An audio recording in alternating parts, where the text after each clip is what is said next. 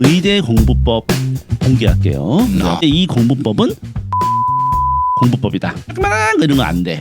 쫙쫙 붙여서 분석을 한다. 이거 네가 하면은 게임 네가 원하는 시간에 하게 해줄게. 물론 원하는 시간 아니더라도 게임을 하고 있더라고. 네. 아이를 서울대를 보내기 위한 부모의 역할은 의대. 일단 종교를 가지시고 기도를 해야 돼.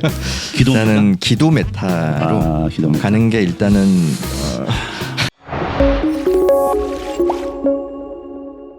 제일 중요한 거는 능동적인 작업을 하는 시간을 많이 가지는 게 중요하다. 능동적인 작업. 그러니까 뭔가 책을 한 권 빨리 뗀다든지, 네. 뭐 지문을 막 하루에 몇 개씩 한다든지 이런 양에 너무 집착하면 네.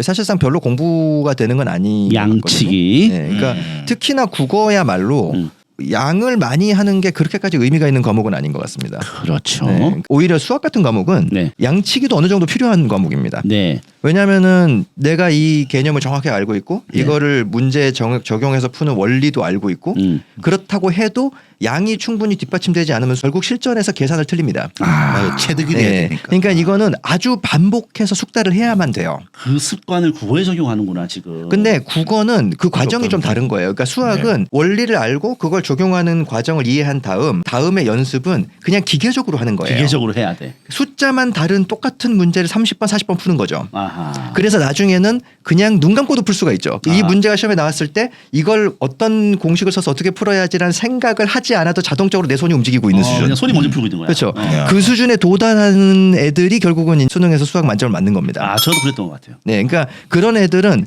킬러 문제 한 3개 정도 남았을 때 시간이 한 40분 남습니다. 그러니까 그런 애들이 100점 맞는 거예요. 의대 가는 그러니까 거야. 실제로 수학 100점 맞는 애와 수학 92점 맞는 애의 학습량은 천지 차이입니다. 그쵸, 어마어마한 천지 차이. 엄청난 차이인데 근데 국어에서는 이제 그런 방식은 아닌 것 같고 문제풀이를 반복해서 하되 국어는 어쨌든 수학과는 달리 어떤 문제도 똑같을 수가 없습니다. 똑같은 문제는 없잖아요. 절대 국어는. 불가능해요. 네, 절대 네. 없어요. 그러니까 우리가 국어에서 뭔가 체득을 하는 과정이란 건 그냥 기계적으로 하는 과정이 아니라 문제를 하나 풀더라도 이거를 또 분석하고 또 분석하고 맞아요. 그러니까 이런 과정이 계속 반복이 되는 것 같아요. 아하. 개념 원리 학습과 문제풀이 학습이 분리되어 있는 게 아닌 거죠. 국어는. 그러니까 문제를 한 문제 풀 때마다 또 원리 학습으로 돌아가고. 그게 계속 반복되는 과정인 것 같아요. 제가 예전에 몇 년 전에 가르쳤던 이제 학생 중에 하나가 굉장히 이제 우수한 학생이었는데 정시로 서울대를 갔죠. 그 친구가 이제 모의고사를 보고 오답 노트를 하는 거죠. 오답 노트. 오답 노트를 하는 거를 목격을 한 거죠. 목격. 제가 시킨 게 아닙니다. 예. 그 친구가 알아서 한 걸 우연히 목격을 한 거죠. 네. 근데 굉장히 충격적이었거든요. 네.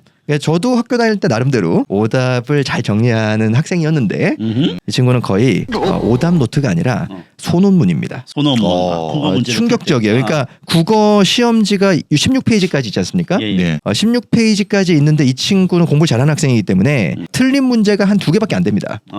그 두 문제에 국어에서 아닙니다. 맞은 문제. 문제도 전부 다 하는 겁니다. 그러니까 이 오답노트를 친구는 잘 하죠. 맞은 문제도 한다. 이 친구는 틀린 문제만 오답 노트를 하는 게 아니라 네. 맞아요. 그냥 맞은 문제까지 몽땅 다 하는 겁니다. 그렇죠. 1번부터 45번까지 다 하는 거예요, 그냥. 예. 맞아요. 왜 네. 맞았는지 아는 것도 중요해요. 맞아요. 네.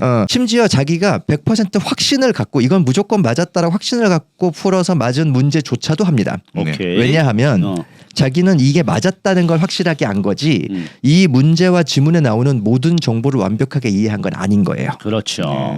그래서 그거를 확인하는 과정을 거칩니다. 아하. 그래서 이 친구는 자기가 맞았든 틀렸든 모든 선택지와 모든 발문과 제시된 글에 대한 모든 분석을 다 씁니다. 분석 노트가 한 30페이지가 넘어가요. 그거 엄청납니다. 그거 보면은 문제집 하나 탄생하겠는데. 그렇죠. 엄청납니다. 그러니까 그 친구는 그 작업을 하는데 상당히 많은 시간을 써요. 엄청 걸리. 모의고사를 보고 전과목 그 분석 노트를 작성하는데 거의 한 일주일 이상을 씁니다. 이 친구가. 그렇죠. 굉장히 많은 시간을 쓰는 거예요. 그 남들이 볼 때는 뭔 저런 비효율적인 짓을 하고 일반 있느냐. 학생들이 봤을 때는 야, 너 뭐 하냐 그거. 그렇죠. 그럴 시간에 문제라도 풀지. 친구들은 이미 그 시험지가 없습니다. 그래요. 버렸어. 불태웠어. 그렇죠, 그렇죠. 이미 쓰레기통에 가 있거나. 불태운 건 좀 그렇고. 근데 이제 그걸 보면서 굉장히 큰 감명을 받았죠. 아니야, 저도 마찬가지입니다. 비슷한 경험이 있어요. 얘가 일단 자기 그 문제푼 옆에다가 글을 너무 많이 써놓은 거야. 내가 뭘 써놨니 했더니 이게 문제 지문 그거 분석한 걸 다 썼다는 거예요.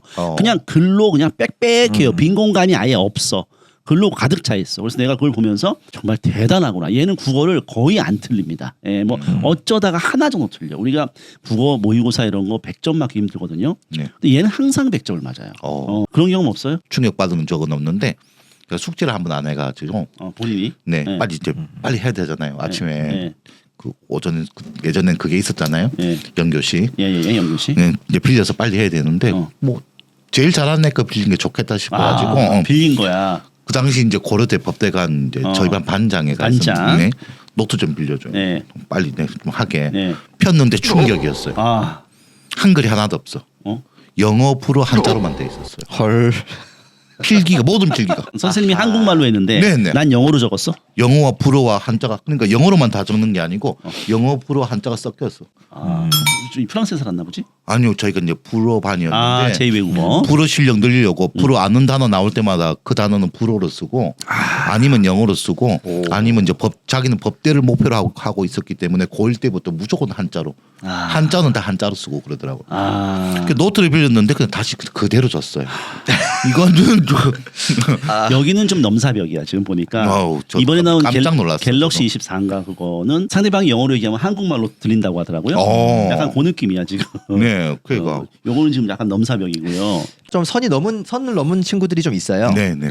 이거는 그냥 추정치인데 전국을 기준으로 봤을 때 한 학년에 평균 한 100명, 200명 요 정도예요. 전국이야. 그러니까 좀 선을 넘은 애들이야. 그러니까 선 넘는 애들이 그러니까 있어. 그냥 영재가 아니고 그렇지. 선을 넘은 애들이 있어요. 난 거기까지 바라지 않아. 선을 넘은 애들. 근데 거기까지는 안 바라. 선을 넘은 애들은 여러분 이렇게 생각을 하시면 됩니다. 선을 넘은 애들은 경쟁의 대상이 아닙니다. 아유, 그러니까. 그러니까 걔네들한테는 합격자 정원을 주십시오. 아유, 주시면 되고. 그건- 근데 그래봤자 100짜리, 200짜리예요. 그 얘기는 우리 하지 말고요. 그런 애들 얘기 왜 해요 지금? 아니 그 말씀하셔가지고. 저는 그 이렇게 친구는 좀 선을 넘은 것 같아가지고. 맞아요. 저는 뭐 이렇게 생각합니다. 그냥 의대 뭐 가장 낮은 커트라인에 걸칠 정도의 정도 실력, 그 정도. 근데 지금 중요한 얘기 다 나왔고요. 지금 네. 보면은 의대 공부법 공개할게요. 자, 국어입니다. 국어의 문학.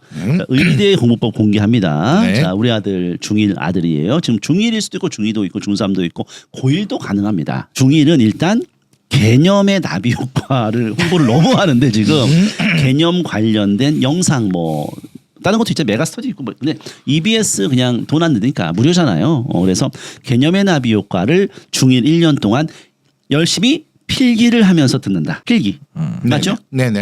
중1에 필기하면서 개념의 나비 효과 완전히 필기하면서 그 개념의 나비 효과 그 필기 교재는 3년 간다. 중3년까지 간다. 네. 중2가 되면 애들이 바쁘니까 지금 그 범위를 넓게 잡은 거예요. 왜냐하면 개념의 나비 효과 맘 잡고 보면은 솔직히 한 보름이면 봐요. 제가 봤을 때. 보름이면 보는데 우리 애들이 이제 중학교 애들이 바쁘니까 이렇게 어떻게 보면 선행스러운 느낌을 하기 힘드니까. 그리고 중2 때는 고1 모의고사를 이제 문학을 사서 풀어본다. 네.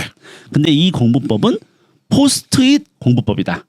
포스트잇을 붙여라. 포스트잇 큰 거 있어요? 네, 네. 뭐 많아요. 요즘은 정말 다양합니다. 큰 포스트잇을 사. 조그만한 거 이런 거 안 돼. 네, 맞아요. 큰 포스트잇 사가지고 네, 네. 쫙쫙 붙여서 분석을 한다. 그래서 이른바 포스트잇 공부법이라고 할게요. 그렇게 해서 맞은 문제까지 포스트잇 붙인다. 여기까지. 근데 고1 모의고사를 얘가 다 풀었어? 그럼 고2 거 푼다. 고2 것도 다 풀었어요. 고3 거 푼다. 중2 때. 중2 때. 일단 중3 때도 상관없어요. 그런 순서로 개념과 공부를 한다. 그래서 개념 필기 노트 평생 가지고 다닌다.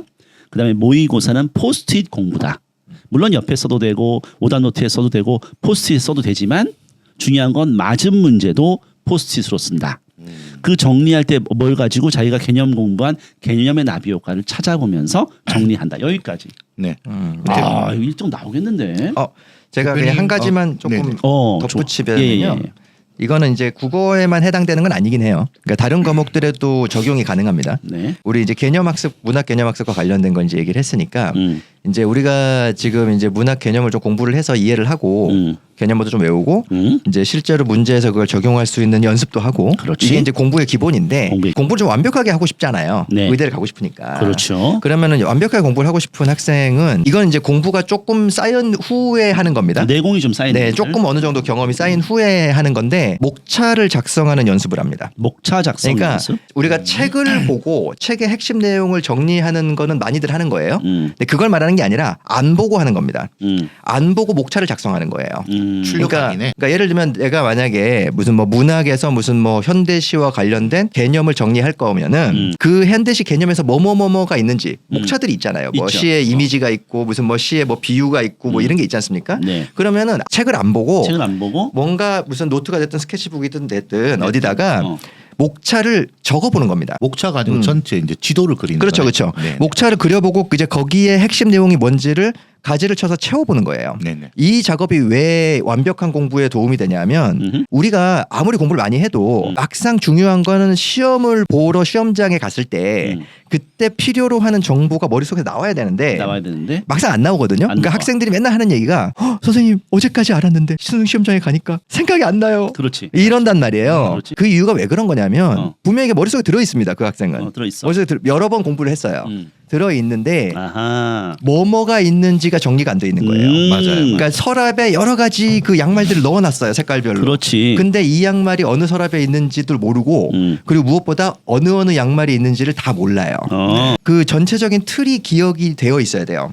맞아요. 그래야지 필요할 때 딱딱딱 끄집어낼 수가 있거든요. 네. 근데 사실은 이 공부는 어떻게 보면은 국어에도 도움이 되지만 암기 과목에 탐구 과목에 아주 중요한 도움이 됩니다. 그렇죠. 저도 예전에 이제 이런 짓을 했었는데 근데 저는 주로 뭐 할 때 이 짓을 했냐면 물리화학을 할 때 물리화학에서 네. 물리화학을 학습할 때 이 짓을 했었어요. 저는 스케치북이 있었거든요. 그럼 과학 우리 할 때도 가능하겠다. 나 혼자 과학 할 때. 근데 네 그렇죠. 나 과학 돼요? 과학 미안합니다. 되지 과학 안 돼. 않을까요? 과학 안 되겠다. 국어원장 모셔놓고 과학하면 되겠어. 그럼 오케이, 안 되겠죠. 좋아요. 미안합니다. 근데 과학 선생님 이거는 볼게요. 어쨌든 국어 개념뿐만이 아니라 뭔가 이런 지식을 좀 정리해야 되는 이런 학습을 할 때는 도움이 됩니다. 근데 이제 아까도 말씀드렸지만 이건 전제가 일단 학습이 어느 정도는 쌓여 있어야 돼요. 왜냐하면 그게 아예 안 쌓여 있는 학생들은 아무것도 생각이 안 날 거기 때문에 어느 정도 쌓여 있는 학생이라면 목차를 완벽하게는 못 써도 좀 빈 군데가 많게는 그릴 수 있을 거예요. 그러면 이제 그 빈 군데를 채워가면서 다시 외우는 거죠. 그렇지. 이게 이제 이런 개념인 것 같아요. 잠을 자면서 낮에 있었던 내용이 머릿속에 이제 정리가 된다고 하더라고요. 쓸데없는 기억은 버리고 필요한 기억은 서랍에 넣어놓고 그런 작업을 하는 것처럼 공부를 쭉 하면은 사실 이것을 체계적으로 구조적으로 머릿속에 저장할 필요가 있어. 그렇죠. 그렇죠. 그럴 때 우리가 그걸 체계화시키는 일종의 작업이 지금 얘기한 작업이 아닐까 이런 생각이 들어요. 그렇죠. 그러면 그렇게 체계적으로 한번 내가 정리를 해놓으면은 이미지라는 것은 이런 이미지 저런 이미지 이런 게 있잖아. 이런 게 머릿속에 서랍칸에 딱 나오면서 바로바로 적용되는 거죠. 산발적으로 공부했던 것을 내가 정리해주는 작업이 필요하다. 이렇게 이해하면 되겠어요? 네, 특히 이제 과탐사탐 같은 경우에 특히 도움이 많이 되는데 기출문제 같은 거 풀 때 자주 시험에 출제되는 개념이 있고 되게 가끔 나오는 개념이 있잖아요. 그렇지. 문제풀이 위주로만 공부를 하다 보면 가끔 나오는 개념을 다룰 일이 없습니다. 잘 없어요. 맞아. 그런 일이. 그래서 계속 그거는 공부를 안 하고 자주 나오는 개념만 자꾸 반복해서 보게 돼요.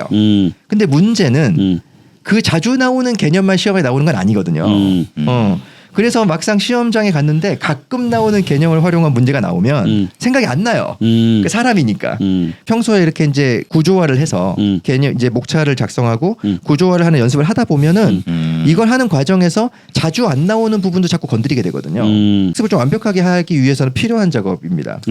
지금 뭔 소리인지 잘 알겠어요. 네네. 근데 이게 어떻게 괜찮아요? 의견? 이게 이거를 저희가 개념 노트에 담아 보려고 그래서 개념 노트 표지 자세히 보면 나무로 돼가지고 맞아. 나무 가지 뻗어가게 돼 있는데 그렇지. 실제로 이제 스케치북 정도 크기가 돼야 되지 그런 조그만 데는 좀 구현하기가 힘들더라고요. 그렇긴 해요. 교재에 느낀 한계가 있다. 네네. 근데 뭐 좀 더 노력은 해보겠습니다.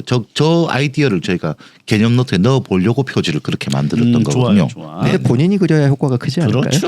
남이 그려주는 것보다는. 넣어놓고 이제 그거를 빈칸 만들고 뭐 이래서 자기 하도록 또 교재를 만드는 게 또 저희 일이니까 자발적으로 잘 못하기 때문에 네. 이제 그렇게 해주는 게 또 필요하다는 우리 또 연구 소장의 입장이었는데 포스트잇 작업을 하고 어떻게 보면 조금 더 나아가서 자기가 이제 구조화하는 작업 사실 이거는 빈 공간에다가 자기가 한번 쫙 정리를 해야 되는데 요거는 약간 느낌이 아까 그 의대 전국 한 100명, 200명 있죠. 네. 약간 그 느낌이 있어요. 요거는 맞아요. 약간 좀 빡세. 맞아요, 그래서 맞아요. 요게 현실적으로 제가 봤을 때 맞습니다. 이렇게 하면 좋을 것 같아요. 포스트잇 작업에 붙여요. 그러니까 포스트잇 작업을 할 때 그 문제가 이미지 문제였어. 그러면 그 이미지에 대해서 자기가 한번 싹 정리해 보는 거지. 자, 요 정도로 이 포스트잇 작업에 덧붙여주면은 좀 더 체계화가 되지 않을까 싶어요. 우리 학생들이 본다면. 네. 학생들 안 볼 것 같긴 해. 어쨌든 좋아요. 대표님 아까 제가 하고 싶었던 말이 있었는데 네. 저 포스트잇 붙이는 방법 있잖아요. 포스트잇 작업에서. 네, 이제 오답노트 하는 그거. 예. 그거 우리 국풀이잖아요. 그렇죠. 네. 근데 왜요? 아니 뭐 국풀 문제집 사서 풀면은 뭐 아니야. 지금 우리는 홍보를 하지 않습니다. 예. 아니고 우리- 제 생각에 예. 이걸로 책으로 구현된 게 있다고 저는 이제 연구소 입장이니까. 그렇죠, 네. 그렇죠. 좋아요. 네. 좋아. 자 어쨌든 간에 네. 지금 뭐 좋은 얘기고요. 그래서 네. 사실 이제 국풀이 이제 그 컨셉으로 만든 거죠. 사실. 네, 네. 그러니까 뭐 국어 우리 공부시키는 우리 선생님들은 다 아는 내용이고 사실 국풀이 그렇죠. 네. 새로운 내용도 아니야. 그걸 굳이 만든 게 웃긴 거예요. 웃기다고 얘기해버렸네. 자 그러면 지금 굉장히 좋은 얘기 많이 나왔고 우리가 지금 어머님들이 체계 잡을 수 있을 것 같아요. 이건 중2 때 시작할 수도 있고 중3 때 시작할 수도 있고 고1 때 고2 때 시작할 수도 있다고 나는 생각합니다. 늦은 애들은. 그럼 우리 아들이 이 정도는 내가 봐서 소화가 될 것 같아. 고 중1 때 개념의 나비효과 이거 다 보고 필기해서 갖다 주면은 아빠가 게임 많이 하게 해줄게. 약간 이런 느낌. 어차피 무조건 게임이 그거거든. 보상이거든. 우리 아들은 미안합니다. 예, 틈만 나면 게임이에요. 아, 예. 해야죠. 그럼요. 휴대폰 아니면 게임. 자, 그다음에 이제 중2쯤 가면 이제 너가 모의고사. 아빠 모의고사 왜 풀어? 짜증나. 내가 이걸 왜 해야? 포스트잇? 헛소리. 뭐 이럴 것 같긴 한데 설득하는 건 부모의 역할이잖아요. 네. 아이를 서울대를 보내기 위한 부모의 역할은 의대. 일단 종교를 가지시고 기도를 해야 돼. 기도. 일단은 기도 메타로 기도 메타. 가는 게 일단은 저 같은 경우는 좀 그럴 수 있는데 저는 일단 애들이 사실 인생에 낙이 없어요.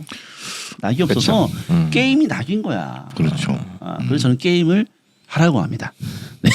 그래서 이거 하고 이거 네가 하면은 게임 네가 원하는 시간에 하게 해줄게. 물론 원하는 시간 아니더라도 게임 하고 있더라고. 어쨌든 간에 뭐 요 정도의 보상이 있어야 되는 거 아닙니까? 근데 아이들이 저는 이제 남의 자식들만 보니까 그렇지. 남의 집 귀한 자식들만 그럼 보잖아요. 귀한 자식들이죠. 제 자식이면 흥분할 수 있습니다. 저도. 그러니까. 저도 이제 욱할 수 있는데. 그렇죠. 남의 집 귀한 자식들이니까 되게 이제 마음을 좀 가라앉히고 볼 수 있잖아요. 그럼. 어머님들이나 아버님들께서 아이가 게임을 하고 이런 게 그냥 보기 싫습니다. 보기 싫을 거예요. 그렇죠. 중학생 정도 되는 자녀의 게임을 하는 게 보기가 싫어서 스마트폰을 뺏는다든지 네. 이런 거는 저는 좀 장기적으로 봤을 때는 어. 좋은 전략은 아니라고 봅니다. 어. 왜냐하면은 오히려 지금 해야 될 일은 어. 중학생이잖아요. 스스로 어느 정도까지만 하고 참을 수 있는 능력을 길러주는 게 훨씬 장기적으로 효과적입니다. 왜냐하면은 자제력도 기르는 네, 거네. 그걸 좀 길러줘야 돼요. 왜냐하면은 어차피 아이들이 이제 고등학생 정도 되면 그때는 지금처럼 제어를 할 수도 없을 거예요. 그렇죠. 이미 몸이 어른이라서 말 안 지 맘대로 듣습니다. 해, 지 맘대로. 초등학생 때는 어쩔 수 없을 거예요. 초등학생은 대부분 자제력이 없기 때문에 중학생이기 때문에 어느 정도는 자제할 수 있는 힘을 좀 길러줘야 되는데 너무 이거를 그냥 사전에 모든 조건을 그냥 없애버리고 차단을 해버리는 방식으로 접근을 하면 자제력이 길러지지 않고 앙심이 쌓입니다. 아이들이. 근데 자제력을 길러주는 거 그게 힘든 거지. 자제력을 어떻게 길러주냐고. 어떻게 보면 이제 적당한 좀 상벌도 필요하고 어. 부모님이 어떻게 애를 지금 중학생이나 됐는데 어떻게 뭐 24시간 쫓아다니면서 감시할 수는 없는 거 아니겠습니까? 부모님들도 바쁘시잖아요. 사실. 못하죠. 억제하는 방식으로만 접근을 하면 결국은 부모님 눈을 피해서 다 하게 돼 있습니다. 어차피 다 해. 네, 그러니까요. 총량의 법칙이에요. 결국은 하게 돼 있어요. 그러면은 어쨌든 자제력을 길러주는 방향으로 한번 유도해보자. 유도를 해야 된다. 최대한 노력을 해보자. 되든 안 되든. 의대 공부법 좋아요. 아니 어차피 의대를 우리가 메이드 하자는 입장이지. 타고난 아이들은 뭘 걱정을 해. 지가 알아서 혼자 공부해서 의대 가는데. 그렇죠. 걔들은 공부가 재밌으니까 공부가 게임이네. 그럼 나 원장 같은 경우도 뭐 부모님이 공부하라고 했어요? 저희 부모님은 일단 대학에 대해서 잘 모르셨습니다. 그러니까 그 혼자 알아서 공부해서 카이스트 갔다가 서울대 저희 갔다가. 아버지의 지로는 서울대 갈 거 아니면 공고를 나와서 취업을 해라 주의하셨기 때문에 그러면 그 아버지의 멘트가 굉장히 컸나 자기한테? 아니요. 별로 아, 저는 또 신경도 안 이제 썼다. 저는 또 중2병이 심했기 때문에 무시를 그걸 했다. 귀담아 듣지 않고 저는 그거는 생각을 했었죠. 그 당시에 네. 우리 아버지의 경제력을 봤을 때 비싼 사립대를 가는 건 좀 부담이다. 아하. 정도는 생각을 했죠. 그래서 서울대 갔다는 충격적인 이야기. 네. 아 물론 사립대 붙었으면 갔겠죠. 어. 고대 붙었으면 당연히 갔을 거고. 그래요. 알바를 하면 되죠. 그래요. 아유, 알겠어요. 자, 어쨌든 의대공부법 우리 1번 국어의 문학 관련해서 지금 이렇게 나왔어요. 지금. 네네. 그런데 이제 여기서 이제 문학의 하나의 코드가 더 들어갑니다. 뭐가 들어가냐면은 고전 문학입니다.